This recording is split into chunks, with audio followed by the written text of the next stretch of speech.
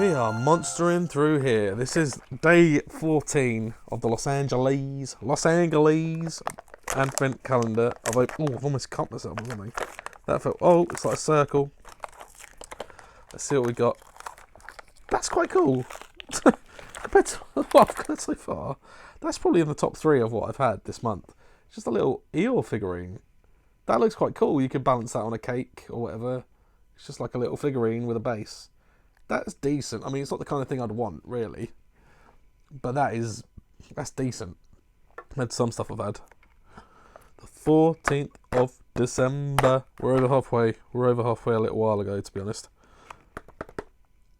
I'm looking forward to what tomorrow brings. Definitely. See you soon.